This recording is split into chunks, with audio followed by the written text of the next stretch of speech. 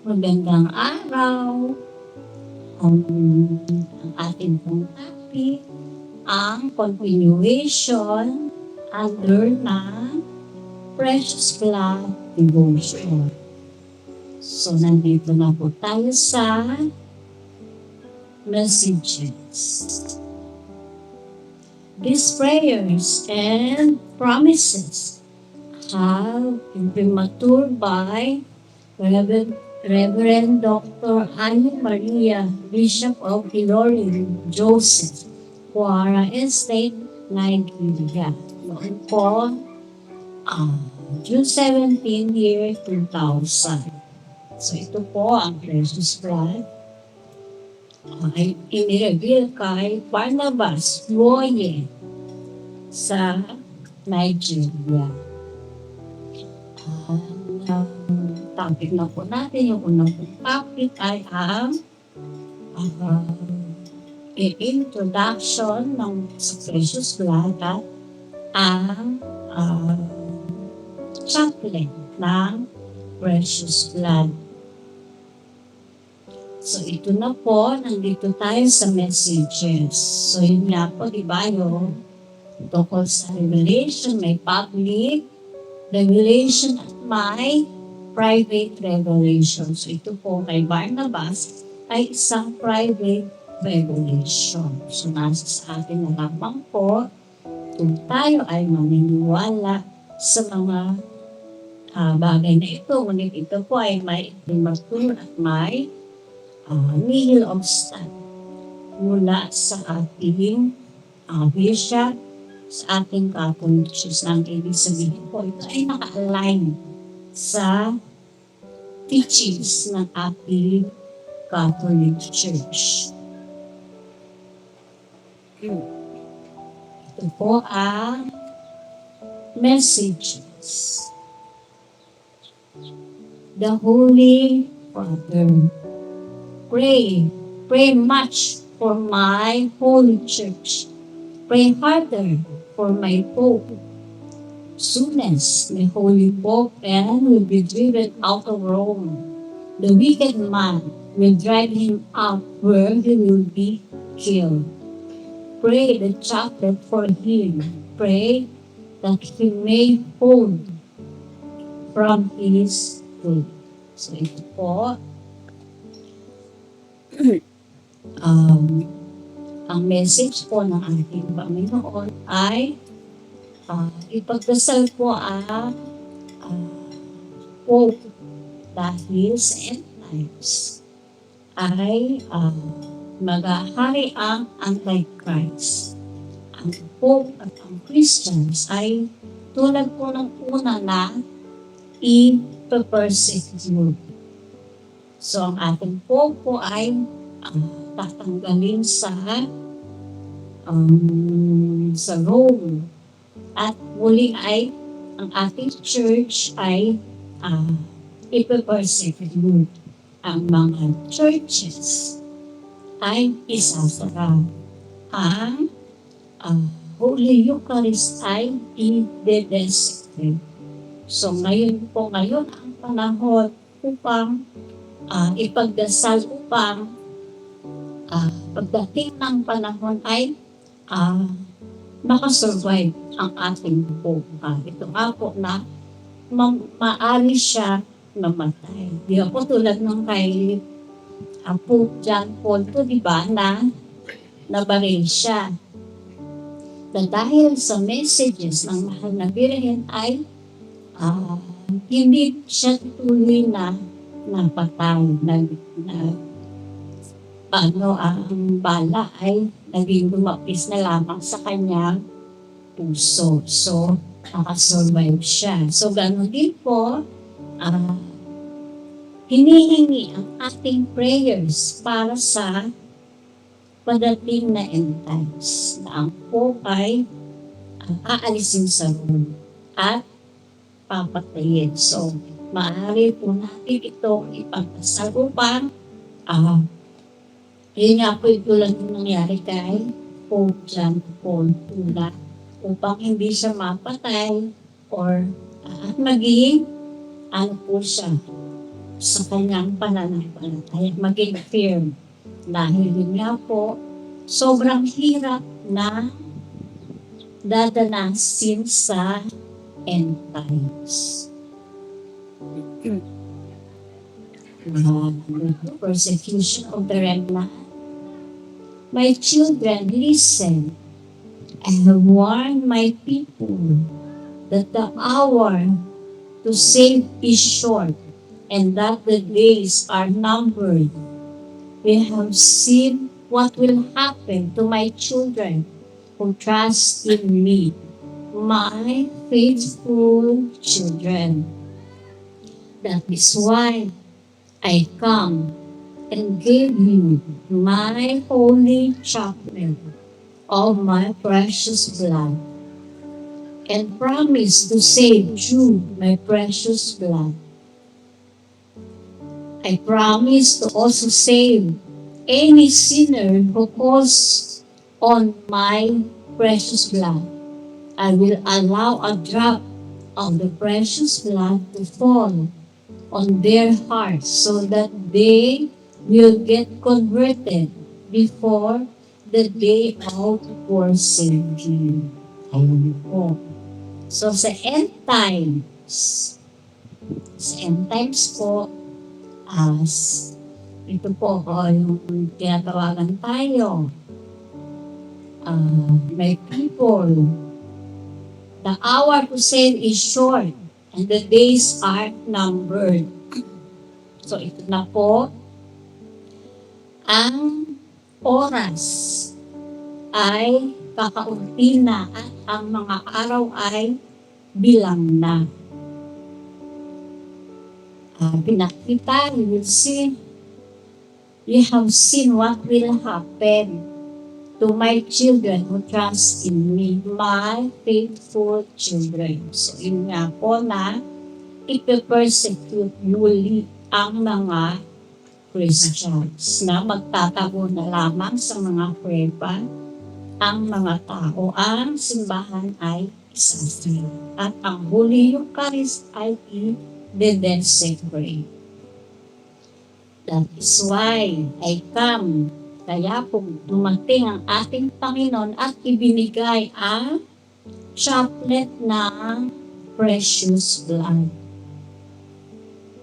At ito ang promise ng ating Panginoon sa magpipray ng chaplet ng precious blood. I promise to also save any sinner who calls on my precious blood. Kung sino ang tatawag o yun nga, kung sino magkakaroon ng devotion ay isasave niya. Any sinner ang tumawag sa precious blood ay kanyang isasave. I will a drop of blood of the precious blood to fall on their hearts so that they will get converted before the day of forsaking. Ano ang day of forsaking? Sa end times ay isasara na ang floodgates ng divine mercy. So bago ang pagsasara ay ipofall na ang precious blood sa puso ng sinner upang siya ay mag-convert. Dahil kapag huli na ang lahat, nakasara na ang divine mercy. Ito na ang the day of forsaking na hindi na makikinig ang ating Panginoon sa mga panagpuli. So ito ang time upang mag-convert. Ang divine mercy, yan po ang sinasabi noon pa, ay hindi forever. Ito ay isasara. So bago dumating ang araw na iyon, bago maisara ang divine mercy, kailangan tayong sumilong. Kung hindi, sumilong sa grasya ng Panginoon. Dahil kung hindi ay napakahirap na ating dadanasin at maliligtas ka lamang kung ikaw ay magiging martyr. Yun nga po, kung ikaw ay mamamatay para sa ating Panginoon, iyon na lamang ang paraan upang ikaw ay maligtas. So, kaya ngayon pa lamang po, kailangan na nating sumilong sa grasya at biyaya ng ating Panginoon dahil dadating ang araw ng forsaking. Pray for the priest. My son, I tell you, only 1/4 of my priests will be left after the great chastisement.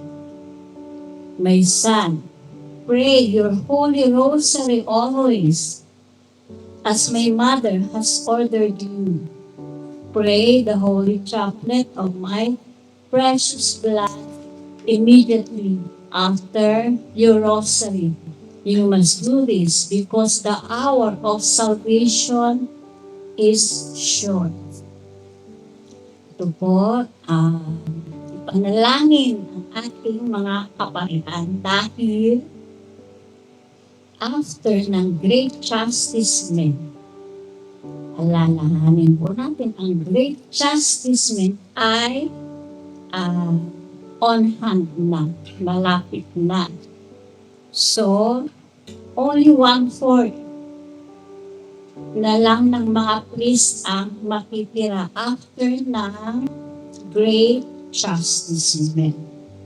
So, kaya kailangan po sila ipanalangin. After ng Holy Rosary, immediately pray the chaplet of the precious blood. Because the hour of salvation is short. So ito po sa pag-pray ng precious blood chaplet. Ito po, di ba, yung sa last topic natin na nandito yung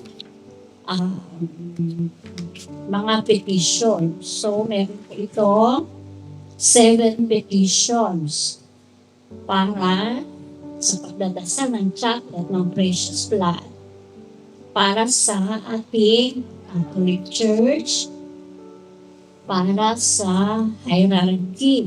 Diba po, yung mga pope, yung cardinals, yung mga bishops, yung mga priests. Then po, number 3, yung mga clergies.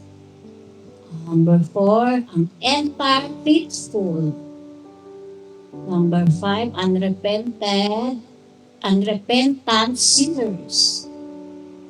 Number 6, holy souls in purgatory at ang aborted babies. So, sa pagdadasal po natin ng chaplet of the precious blood, ay makakamit po natin ang 7 petitions. Ayun po.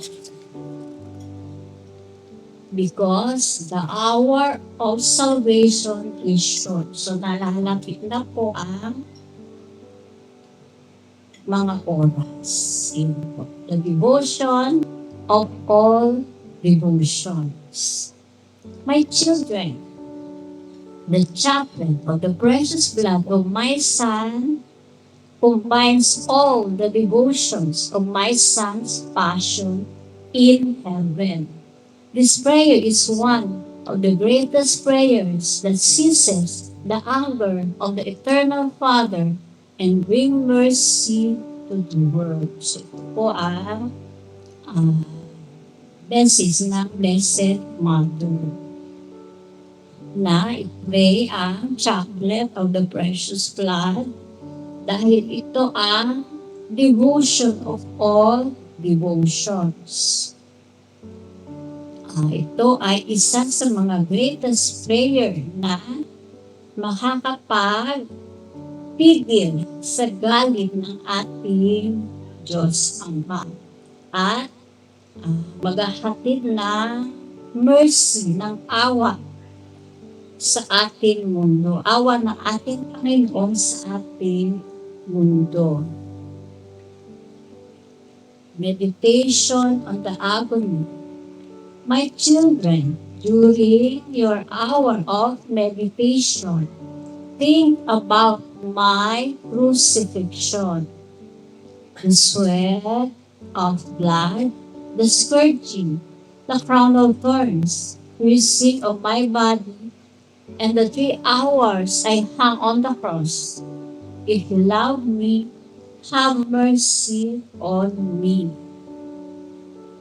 Ito po na tuwing nagdadasal tayo ay magme-meditate sa crucifixion ng ating Panginoon, sa kanyang sweat of blood, sa kanyang scourging, yung paghahampas sa libing bato, sa kanyang crown of thorns, at sa pagpapako, piercing of my body, pagpapako sa kanyang paa at kamay, at sa kanyang pagiliran.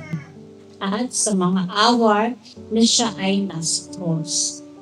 Diba po sa topic natin, na sinabi na sa drop ng tears para sa ating Panginoon ay more than kaysa sa fasting ka sa bread and water, kaysa sa nag-pilgrimage ka sa Jerusalem. So ayun po, isang drop ng tear para sa ating Panginoon. At po, if you love me, have mercy on me. So may topic din po tayo, I beg for love. So, namamalimos ang ating Panginoon. Namamalimos siya. Have mercy on me. Sa ating oras, sa ating pagmamahal, ang pagdalo sa Kanya sa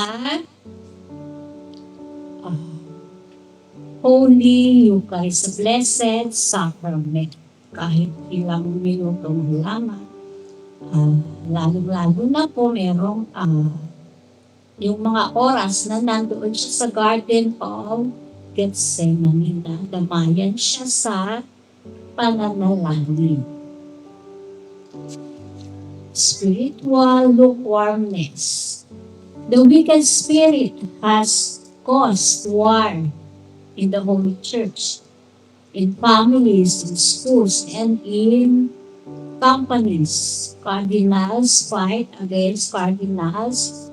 Bishops fight against bishops. War in the spirit increases. They have caused spiritual lukewarmness in many souls. Ayun nga po, yung hindi pagkakasundo ng yun nga po, church na hierarchies, na yung bishops against bishops, cardinals against cardinals. So kaya po kailangan natin silang ipag-pray.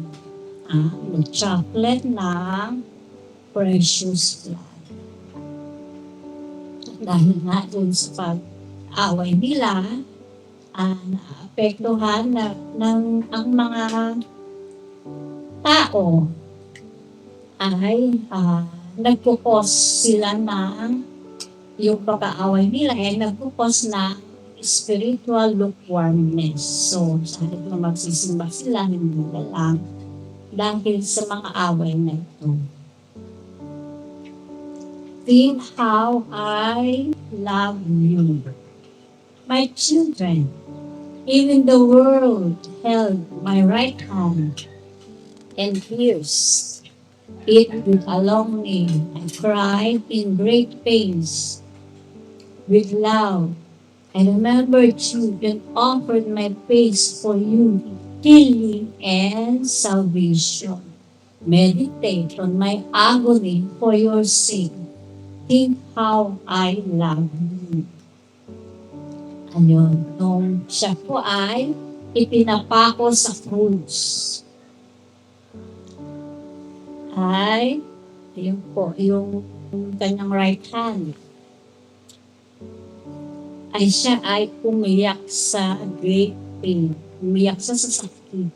At naalala niya tayo. I remembered you and offered my pains for your healing and salvation. Meditate on my agony for your sake.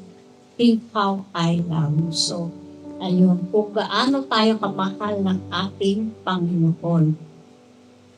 Na yung mga sakit na iyon ay dedicate niya sa mahal ng Diyos Ama para sa ating healing at sa ating salvation. At yun nga, tingnan natin, kung gaano ang pagmamahal sa ating Panginoon, kung gaano ang hirap at pasakit na kanya binatas. Agony grows more. My children, do you know that iniquity is fast, growing every minute of the day?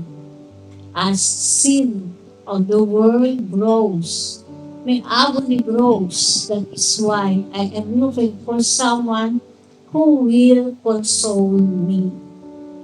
Ayun po, yung iniquity is fast, growing every minute of the day, hindi every day, growing every minute. So yun po, yun ang kasalanan, as sin of the world grows. So yun po, ang kasalanan ng mundo ay mabilis kumalat. At ang agony, ang sakit ng ating Panginoon grows more. So, yun nga po, diba? I look for one who can console me and I found none. So, yun po, ngayon ang panahon upang i-console ang ating Panginoon. Abortion. The number of daily aborted babies and innocent children is too large. Their blood disturbs my agonizing heart and increases my agony. Console me through your preaching and teaching of these messages. Ayun po. So, ang abortion ay madami. Aborted babies and innocent children is too large, napakarami. At ang kanilang dugo ay dumidisturb sa ating agonizing heart ng ating Panginoon. At ito pa ang increases, nagpapalala ng kanyang agony. So, console me through your preaching and teaching of these messages. Kailangan po natin ipalaganap ang messages ng ating Panginoon. Ang messages ng precious blood of Jesus. Abandonment in the tabernacle. My son, I remain for you in the sacrament of love, waiting for you patiently where I am a prison for you. You rarely approach me because you do not remember me who is in prison for you. My son, my agony greatly pains me when I see the coldness, the mindlessness, and the neglect with which you approach the Holy Trinity where presence fills the Holy Sanctuary. Yun pong ating Panginoon ay nasa tabernacle. So, kada oras po, kada minuto ay naghihintay sa atin ng ating Panginoon. Siya ay nasa tabernacle. Holy Eucharist, Last Blessed Sacrament. So, ayun po kung saan-saan natin hanapin ating Panginoon dito sa tabernacle, dito sa Holy Eucharist na andito ang ating Panginoon at naghihintay siya sa inyo. Lord, you rarely approach me because you do not remember me. Ayun, sino ang nakaalala sa ating Panginoon? My son, my agony greatly pains me.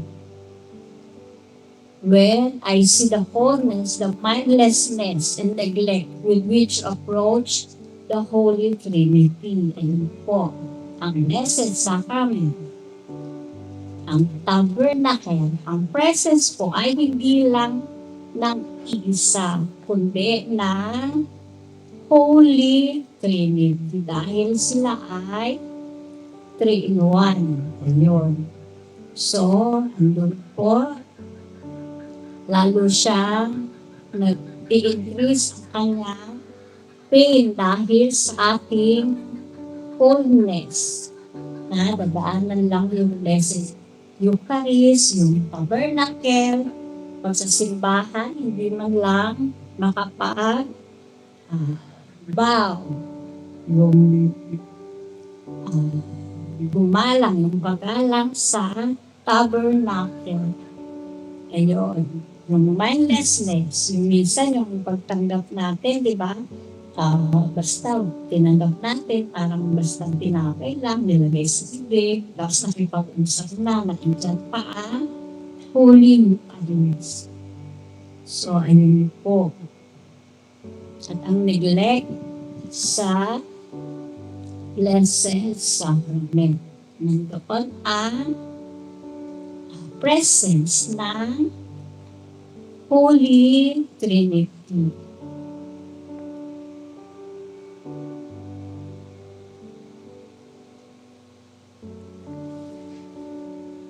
Come to Gethsemane. Children, I am in Gethsemane for you and all my people in the whole world. I am in Gethsemane always because of the hour that is coming, the sorrowful hour, so fearful and terrifying. Children, how many will survive? For the love I have for you and for all men, I am here in Gethsemane calling you to come and watch with me. Remain in Gethsemane with me, so that you will not give up when the hour comes. Ayun po. Sa Blessed Sacrament. Ang Blessed Sacrament po, doon nag-i-stay ang ating Panginoon na kung saan He remains in Gethsemane at nananalangin para sa atin. Dahil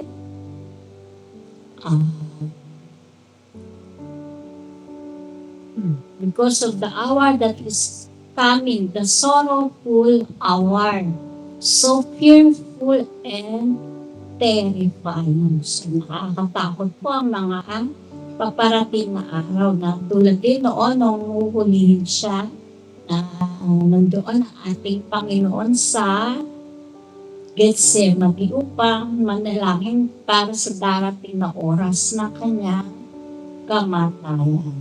So ngayon po, nandoon pa rin siya sa Gethsemane, naghihintay sa atin na upang damayan siya sa pananalangin dahil ang parating na mga oras at panahon ay terrifying. Ayun po, iniimbitahan niya tayo na siya ay samahan. At ayun po, remain in Gethsemane with me so that you will not give up when the hour comes. Na pagdating ng oras ay hindi ka mag-give up. Ayun po, na ipinapanalangin tayo ng ating Panginoon. joy of our Lady. Ito po ang message ng Blessed Mother. My sorrow is great. Join me in the battle against the wicked dragon, all who are sealed with the blood of the Lamb. Fight with me against the heresies that destroy the foot of the church.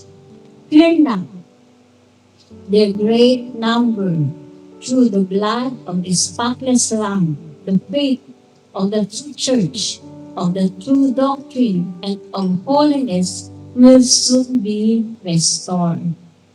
And po i-join, sabi ng Blessed Mother, join me in the battle against the wicked dragon. So ito po yung Antichrist na tayo, kung sino ang sealed with the blood of the Lamb. Na yun nga, di ba, unang-una sisilong tayo sa biyaya at grasya ng Panginoon. Ngayon, kung nakasilong na, ay isa na tayong army na lalaban para sa wicked dragon, red dragon na Antichrist. Diba? Paano tayo lalaban? Through prayers. So, ipapag-pray natin, sasamahan natin ang mahal na Birhen sa pakikipaglaban. Through the blood of the spotless Lamb, the faith of the true church, of the true doctrine, and of holiness will soon be restored. So ito yung sa mga kasi yun nga, the foot of the church, dinidestroy ng heresies ang foot of the church. So kailangan tayong manalangin, fear not their great number, huwag kayong matatakot. Dahil sa dugo ng ating Panginoon, ang faith ng true church, ang true doctrine, ang holiness ay ma-restore. Kaya ngayon tayo, kailangan ng ating Panginoon. Ang pananalangin, ang pagsama sa Gethsemane, ang pagsama sa mahal na Birhen, sa fight, sa battle against the wicked dragons, ang Antichrist. Adore my blood. Children, many are calling the blood but not adoring it. All who adore my precious blood consoles my Father who mostly loves the Son. As you adore my blood, the pains of my sacred heart get lesser. The sorrowful heart of my mother will also be consoled. Ayun, marami daw po ang tumatawag sa precious blood. Pero hindi ito ina-adore. So, di ba po yung, di ba, to the precious blood of Jesus, yung mga prayers na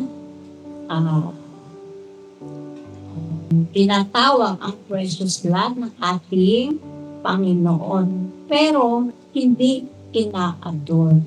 So, ito po, adore my precious blood. Kailangan itong i-adore. At kapag in-adore ang precious blood,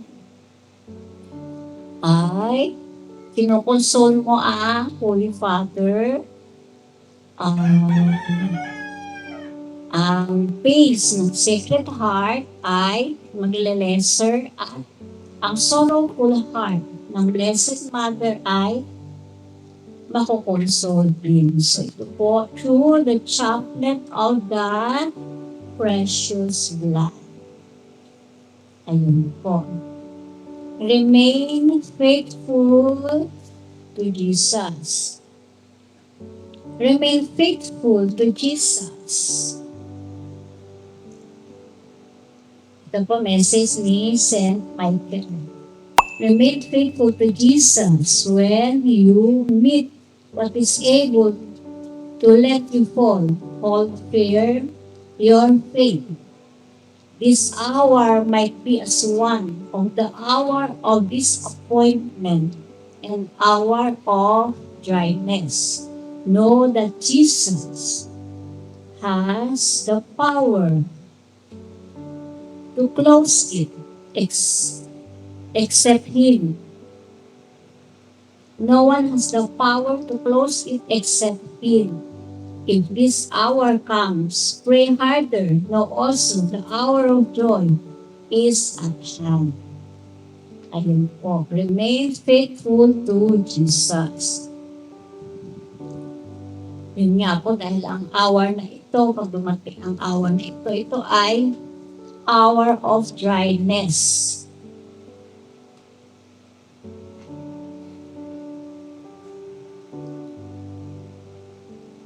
Ayun po, dryness and disappointment. So, na parang hahanapin mo ang Panginoon, ngunit wala siya, pero mag-stand firm sa ating faith na know also the hour of joy is at hand. So mag-usa ka man, manatili ka lamang sa ating Panginoon dahil ang pagkatapos ng lahat ng ito, the hour of joy is at hand. So malapit na ang kanyang kaluwalhatian. Obey the church. Children, you must obey the church, not the evil one. Anyone who comes to destroy the church is against the church. The church is my body.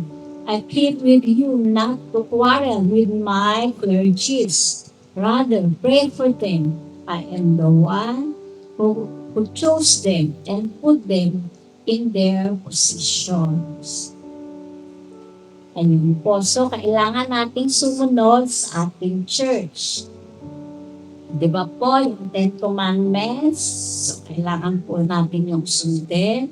At kung sino man ang dumadating na sinisira ang church ay against the church. So, marami po ang sumisira sa ating church. The church is my family. Yun. I plead with you, nakikiusap ang ating Panginoon. Huwag kayong makipag-away sa aking mga clergies. Rather, pray for them. Ipanalangin ang ating mga kaparian. Huwag nating awayin. I am the one who chose them and put them in their position. So, ang ating Panginoon ang pumili sa kanila at naglagay sa kanilang posisyon. So, yun po, kung may mga ayaw kayo sa mga kaparian, so, ipanalangin po natin sila. My mother has come many times. My mother has come many times to you to warn you about the hour. She saw the coming distractions that are coming upon you. She wept for you. She wept bloody tears for you. Yet, you cannot understand the hour. I in turn sweated blood in great agony for you.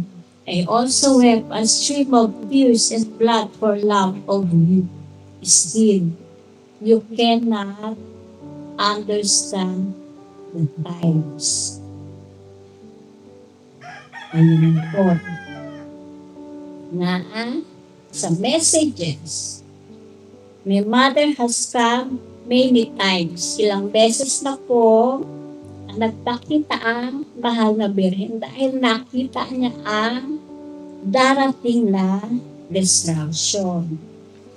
So, Ayun po, ilan ang nakinig, ilan ang naawa sa ating mahal na Birhen ng Lazaret, sa mahal na Birhen ng Lazaret na umiiyak para sa atin, at may mga pagpapakita rin siya na umiiyak siya ng dugo. Ang ating din Panginoon ay umiyak din at nag-sweated blood, nagpawis ng dugo para sa agony, para sa atin. Sa mga panawagan na ito sa kanilang mga hibig, ilan ang nakinig? Meron kayang nakinig sa kanilang mga panaghoy? Sa panaghoy ng mahal na Birhen at ng ating Panginoon. Ilan ang sumunod sa mga bilin ng mahal na Birhen para dito sa darating na distraction? Nakita nila pa kung anong paghihirap, kung anong distraction ang paparating. Ngayon po, may panahon pa tayo upang makinig. Ito na ang last call, parang last call para sa great chastisement at sa paparating na end times, upang makinig sa panaghoy ng ating mahal na Birhen at sa mga hibig ng ating Panginoong Jesus. Suffering is not a waste. Suffering under obedience gains much grace. Those who understand among them will enjoy their suffering and their persecution, because in suffering of the Holy Cross is true happiness. If they understand and pray for more suffering and persecution, they will hasten the glorious reign as their suffering increases. The hour of peace approaches. Ayun po. Wag po natin katakutan ang suffering. Lalo po kung ito ay under obedience. Na yun nga po, yung yung gugustuhin mo, yung mga hindi mo gusto, at nanaisin mo ang mga bagay na hindi mo nais. So ito po ang sikreto na suffering, upang hindi maging suffering, maging sweet. So ayun po. If they understand and pray for more suffering, kung tayo ay magdadasal para sa more suffering at persecution, they will hasten the glorious reign as their suffering increases. The hour of peace approaches. So ayun po, kung to pray pa tayo for more suffering and persecution,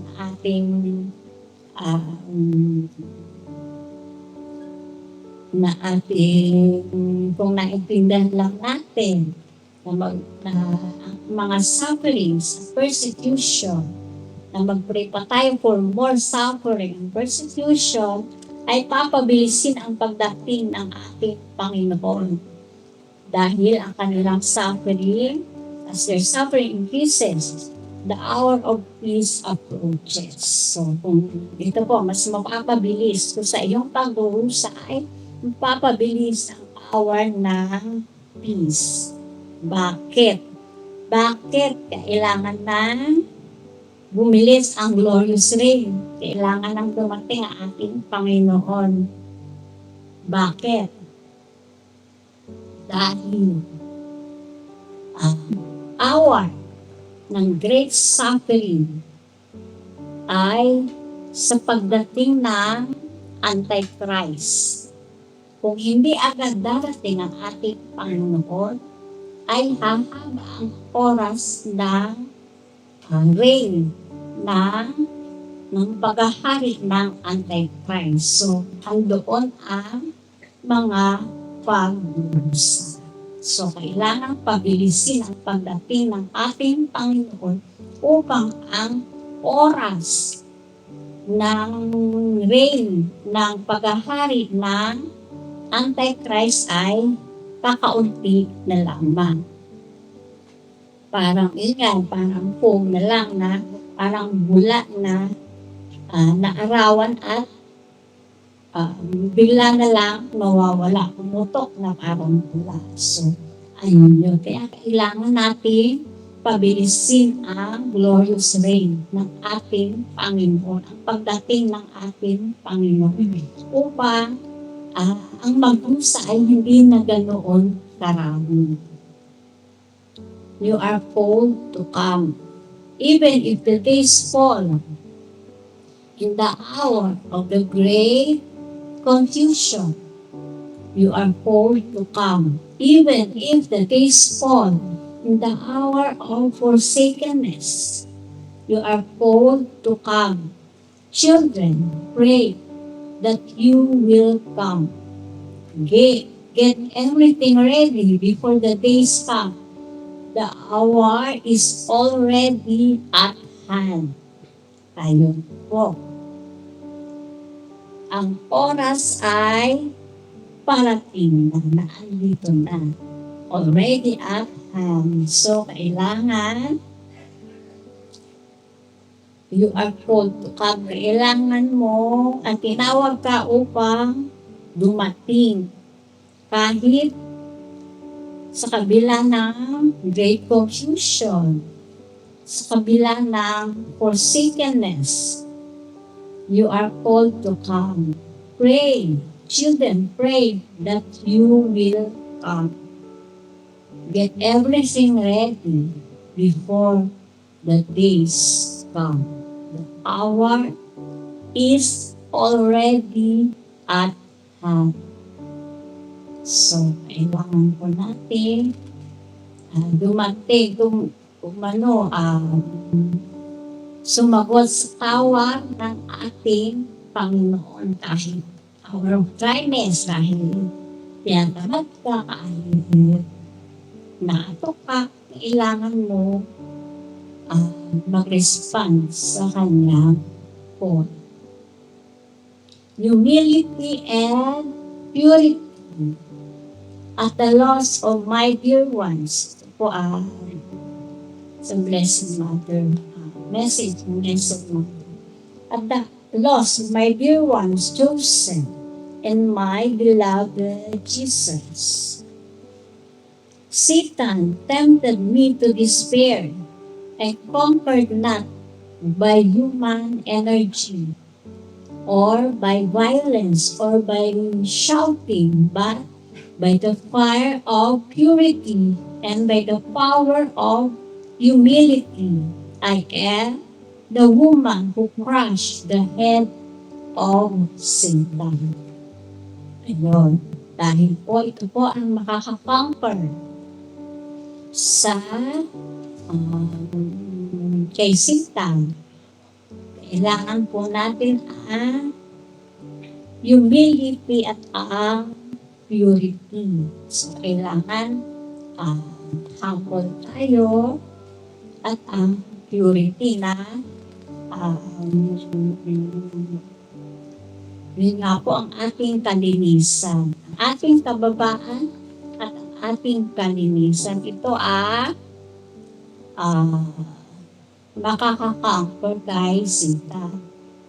Hindi sa human energy, hindi sa violence, hindi sa pagsigaw, but by the fire of purity. Kailangan ikaw ay pure at ang power ng humility, yung pagiging humble at hindi pagiging nilapang. The thorny way of life. Children, I say there is no valuable thing in that place of pleasure and enjoyment. There is no valuable thing in that easy way of life. All the the treasures of heaven are hidden in the thorny way of life. See, I choose the Calvary way, the way of sorrow, the bloody way, full of pains and agony for your salvation. There is no other way of salvation. I found them, the painful way of salvation. Children, do not reject the Calvary way. Through the way, though the way is painful, the end is full of happiness. So ito po, huwag po natin katakutan ang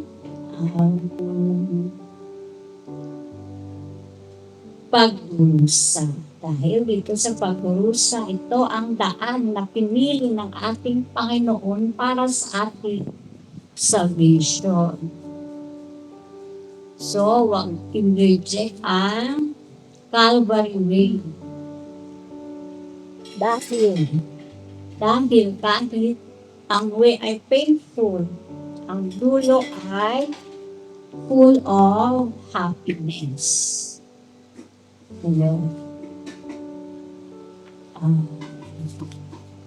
Vision of the Antichrist. Jesus said, Barnabas, look. Barnabas relates, our Lord pointed to the east. I saw a huge beast with 7 heads and 10 horns coming out of the sea. As I was watching, the beast turned and formed into a man, looking like a soldier. At this time, the vision passed. I came back to myself. So ito po ay pinakita kay Barnabas ang Antichrist. So ito po dahil sigurado ang pagdating ng Antichrist. The gift of the Great Seal. The gift of the seal has caused a lot of interest amongst the faithful and so needs exactitude in its explanation. One reads in the Bible when the Israelites of old left for the promised land, they were instructed by the Lord through Moses to splash the blood of lambs and kids on their doorposts. So ito na po, ang Great Seal. Nandito na tayo sa Great Seal na ibinibigay ng ating Panginoon. The gift of the Great Seal. Ang precious blood ng ating Panginoon. So tulad niya po no, kay Moses na nung papunta sila sa promised land, in-instruct sila na mag-splash ng blood ng lambs and kids on their doorpost. Sa doorpost ng dugo ng mga lambs and kids. Hindi po mga bata, kids. mga bata, tupa at kambing. Ayun. The blood served as a seal of protection from the angel of death sent to justice the Egyptians. Ayun po. Ito ang nagserve ng seal bilang protection sa angel of death. So ito po ang precious blood ng ating Panginoon, ang ating magiging seal para sa darating na end times at great chastisement. A seal in a spiritual sense is the earnest of the Holy Spirit on a person to withstand the attacks and trials brought about by Satan and his agents. So ito po, laban sa mga atake na at trials ni Satan at ng kanyang mga agents. Yun po, alalahanin natin, ang darating ay great chastisement at great suffering. In the messages of the precious blood devotion, Jesus revealed to Barnabas of a precious gift that would be endowed on all devotees. On December 11, 1998, Barnabas witnessed a vision of Jesus coming down with a chalice with a tongue of fire at the top. Divine rays flowed out of the chalice. Jesus said, "My children, receive this. This is my blood, the blood of your redemption. Open your heart for my great seal." Ayun, dumating ating Panginoong Yesus at ibinigay ang may dala siyang chalice na may tongue of fire sa ibabaw. At sabi niya, "My children, receive this. This is my blood, the blood of your redemption.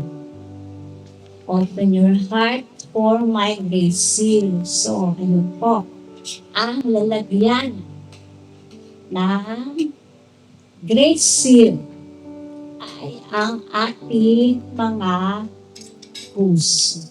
Open your heart. Kailangan natin buksan ang ating mga puso. Jesus explained that He wished to create a living tabernacle in our hearts to reside in it. The offering of a heart to Him is the great importance, since in the end times, the offering of a heart to Him is of great importance. Since in the end times, when many tabernacles shall be desecrated and closed, it will be our hearts that keep the presence of Jesus in ourselves. The times ahead will also be of severe testing and suffering, as many have been prophesied to be spiritually blind and fall into the dragnet of the Antichrist. In order that we remain steadfast in our faith, the gift of the seal is also a source of strength and grace to draw from Jesus. Said to this effect on 9th of July 1999. So, ito po, explain ng ating Panginoon na He-wish na tayo ay maging isang living tabernacle. Dahil ang mga simbahan ay isasara. At ang mga Blessed Eucharist ay i-desecrate. So, kailangan tayo ay maging karapat-dapat na maging lagayan ng ating Panginoon. Dahil dito siya sa ating puso. Dito siya mananatili. Ito ang kanyang magiging tabernacle. Living tabernacle. Parang ano po, di ba, yung Ark of the Covenant. So, dito sa end times, kailangan ang ating puso ang kanyang maging living tabernacle dahil ang mga simbahan ay isasara at ang mga Holy Eucharist ay i-desecrate. So, para hindi ma-desecrate, kailangan nakahanda tayong tanggapin siya at tayo ay maging isang living tabernacle sa ating puso. Dito siya mananahan. Dito siya mananatili. It will be our hearts that keep the presence of Jesus in ourselves. Dahil the times ahead will also be severe testing and suffering. So ito po ang paparating na mga oras at panahon ay severe. Severe testing and suffering. Matinding ang paghihirap at pagdurusa. At marami ang pinoprophesy na magiging bulag at mahuhuli sa dragnet, malalambat ng Antichrist. So maraming maniniwala sa Antichrist. So kailangan tayong maging firm. Kailangan bukas tayo sa ating Panginoong Jesus na makilala siya. Kailangan natin kilalanin kung ano ang totoo na Panginoong Jesus. Ayun. In order that we remain steadfast sa ating faith, kailangan ng gift of seal. Para tayo manatili, kailangan natin ng gift of seal. At ito ang magiging source, kukuhanan natin ng strength at grace to draw from yun. Ang gift of seal, dito tayo, yun nga, kukuhanan na ang lakas at source of strength at grace, at grasya ng ating Panginoon. Have your seal now so that you will not be dry when you enter the desert of dryness. At that time, all of you who are sealed will be strengthened by my most precious blood. Their weak souls shall be courageous, expecting on how a sealed soul is surrounded by heavenly hosts. Jesus said in the same message, "Rejoice, O Jerusalem, for in you the tabernacle of my love was built. The ocean of my most precious blood will flow out and renew the world." You are surrounded by the hosts of heavenly angels who will guard you day and night. No one has the power to destroy you again. Ayun. So ito po, ngayon, have your seal now. Kailangan mong makuha ang seal ngayon para ikaw ay hindi maging dry. Kaya para sa desert ng dryness, kung dumating na ang oras na iyon, ay hindi ka maging dry. At sa oras na iyon, lahat ng mga seal ay ma-strengthen, papalakasin ng most precious blood. Ang mga weak souls, ang mga mahihinang kaluluwa ay magiging courageous. So, tatapang siya ng mga mahihinang souls. Yun. Speaking kung how ang sealed soul ay surrounded by heavenly hosts. So, kung ikaw ay may precious blood, ay magiging surrounded ka ng mga angels. Rejoice, O Jerusalem, For in you, the tabernacle of my love was filled. So ito, the ocean of my most precious blood will flow out and renew the world. You are surrounded by the host of heavenly angels who will guard you day and night. No one has the power to destroy you again. So ito po, kung nasa atin ang precious blood, nasa atin ang seal ng precious blood, ay babantayan tayo ng maraming anghel ng Panginoon. At no one has the power na makasira sa atin. Ayun po. Ito po ang precious blood devotion. So ito po ang mga messages na ibinigay ng ating Panginoon kay Barnabas. So kung gusto po ninyo, i-play nyo na lang uli upang ma-refresh sa ating mga isip. So ang mga messages ng ating Panginoon na pinaghahanda tayo sa darating na chastisement at sa parating na end times. Kailangan meron tayo, binigyan tayo ng gift of seal upang makalagpas sa mga panahong ito.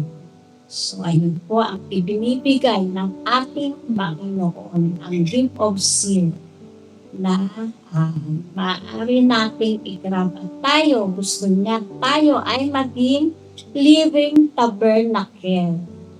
So bakit? Bakit pa kailangan tayo maging living tabernacle?